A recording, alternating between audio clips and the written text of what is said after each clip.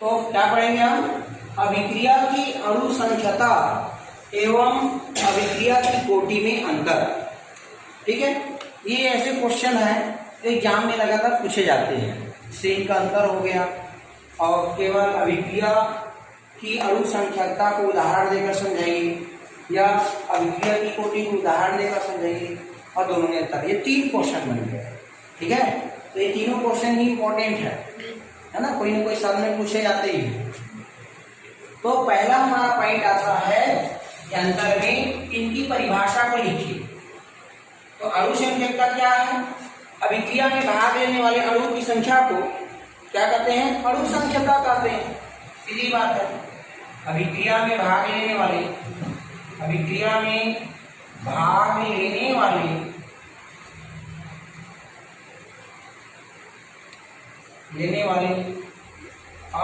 की संख्या को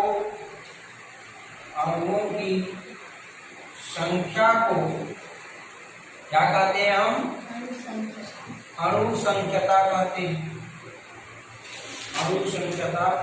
कहते हैं। सीधी सीधी बात है, जितना अभिक्रिया में भाग ले रहा है, अभिक्रिया में भाग लेने वाले अणुओं की संख्या को अणु संख्यता कहते हैं। जितना अणु भाग लिया उतने उसकी अणु संख्यता होगा। जैसे एग्जाम्पल भी दे देता हूं, जरूरी नहीं है। जैसे N2 + 3H2 ले लिया, क्या बना? 2NH3। कितना अणु भाग लिया? 4। तो इनकी अणु संख्यता कितना होगा? इनका अणु संख्यता कितना होगा?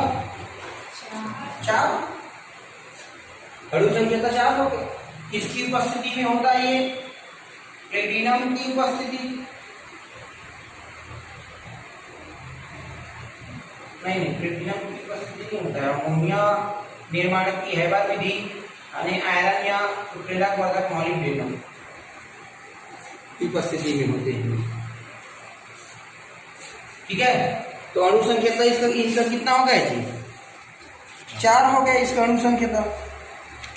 और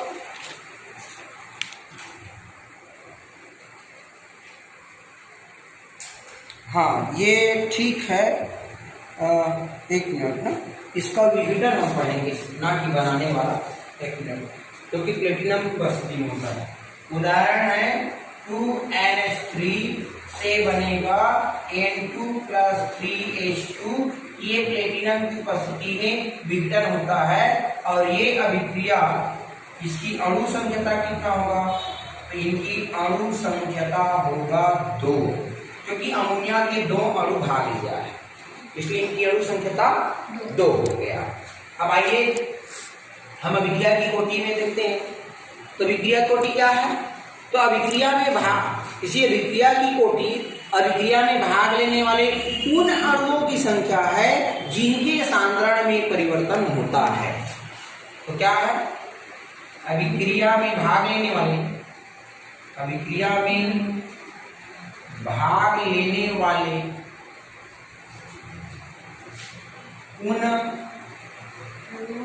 उन अणुओं की संख्या है जिनके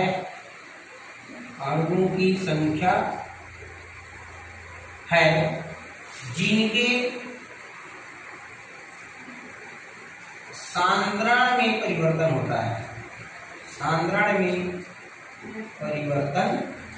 होता है। यदि सांद्रण में परिवर्तन नहीं होगा तो अभिक्रिया की कोटि 0 होगा, 0 होगा। उदाहरण, इसी उदाहरण में लूंगा। 2NH3 प्लेटिनम की उपस्थिति में इसका विघटन होगा N2 + 3H2। तो यहाँ पर जो अमोनिया है, इनके सांद्रण में परिवर्तन नहीं होता। ये ऐसी देख के हम नहीं बता सकते। ठीक है, ऐसा देख के नहीं बता सकते कि इसके सांद्रण में परिवर्तन हो रहा है या नहीं हो रहा है। ये प्रायोगिक है, आगे मैं लिखूंगा भी, है ना। तो इसके सांद्रण में कोई परिवर्तन नहीं हो रहा है, अब इसलिए यह शून्य कोटि अभिक्रिया है। शून्य कोटि अभिक्रिया का मतलब क्या? इनकी अभिक्रिया की कोटि 0 है। उदाहरण भी समझ में आ गया। अभिक्रिया की जो अणुसंख्यकता है या अणुसंख्यकता या आणविकता है, ये एक सैद्धांतिक है, ठीक है। यह एक सैद्धांतिक है। सैद्धांतिक मतलब हम इसको थ्योरी रूप से बता सकते हैं कि इसका अणुसंख्यकता कितना है। देखो मैं थ्योरी रूप से बता दिया 2 है, लेकिन इसको मैं थ्योरी रूप से नहीं बता पा रहा हूं। ऐसे भी इसकी कोटि 2 होना चाहिए था, क्योंकि ये भी तो है ना, अभिक्रिया में भाग लेने वाले उन अणुओं की संख्या, आपकी भाग लेने वाले अणु की संख्या ही अभिक्रिया की कोटि है। बट हाँ, सांद्रण में परिवर्तन होता है, जिनके सांद्रण परिवर्तन नहीं हो रहा है मतलब ये शून्य कोटि है। जबकि इसके सांद्रण में परिवर्तन हो चाहे मत, तो हमको कोई मतलब नहीं है, भाग ले रहा है मतलब उसकी अणुसंख्यकता 2 होगा। तो यह एक सैद्धांतिक पद है। क्या है?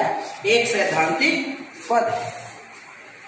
जबकि यह एक सैद्धांतिक पद है, केवल सैद्धांतिक। जबकि ये क्या है? इसे प्रयोग द्वारा या प्रायोगिक पद है, बोल सकते हैं। यहाँ एक प्रायोगिक पद है,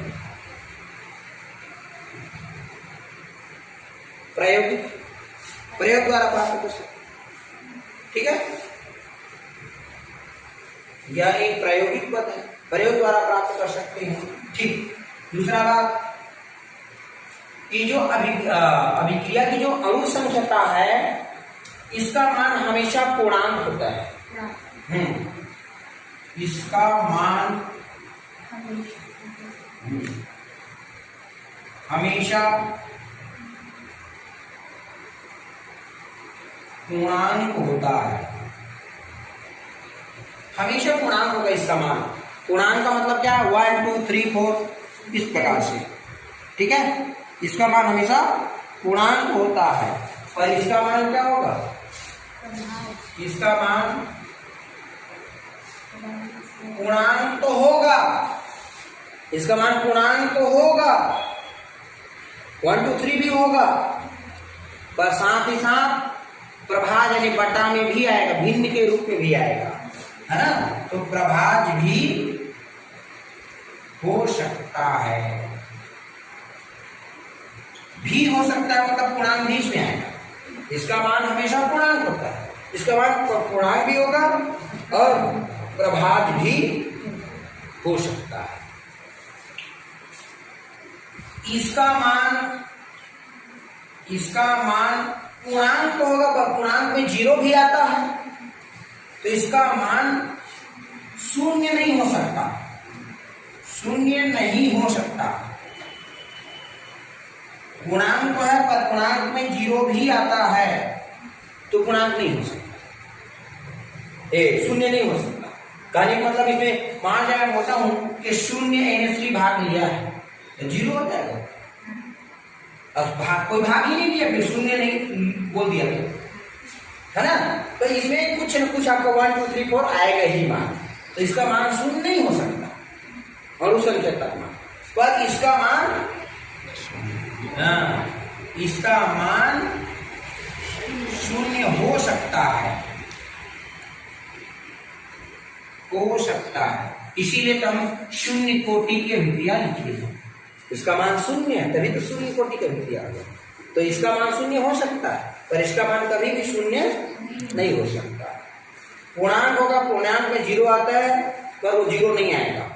इसका मान पूर्णांक भी होगा, 0 भी आएगा, प्रभाज भी हो सकता है, बटा के रूप में भी आ सकता है, 1/2, 1/3, 5/2, ऐसा भी आ सकता है इसका मान। और यह एक प्रायोगिक पद है, ये सैद्धांतिक पद है। लास्ट और 5वां पॉइंट, इससे किसी अभिक्रिया के क्रियाविधि के बारे में जानकारी नहीं मिलती, क्योंकि एक सैद्धांतिक पद है, सैद्धांतिक पद है, इसलिए क्रियाविधि के बारे में जानकारी नहीं मिलता।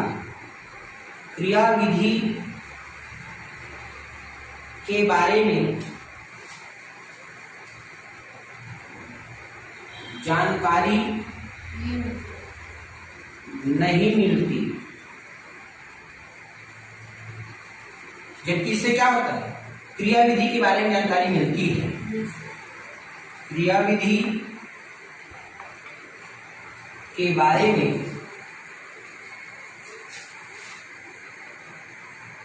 जानकारी मिलती है।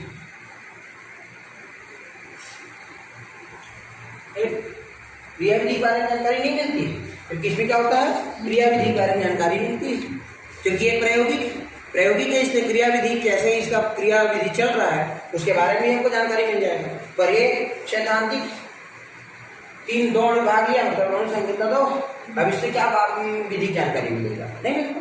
तो ये आपका अभिक्रिया की अनुसंख्यता और कोटि में अंतर, 5 अंतर, पेपर में 2 अंतर लिखने आता है 2 पॉइंट लिखिए, 3 अंतर लिखने आता है तो 3 पॉइंट लिखिए, 5 अंतर लिखने का आएगा तो 5 पॉइंट लिखिए। ऐसे जनरली 3 पॉइंट नहीं पूछे जाते हैं, ज्यादा नहीं पूछा जाता, फिर भी हमको रेडी 5 रखना है। हम भूल गए तो कम से कम 3 लिख के आ सकते हैं। ठीक, ओके।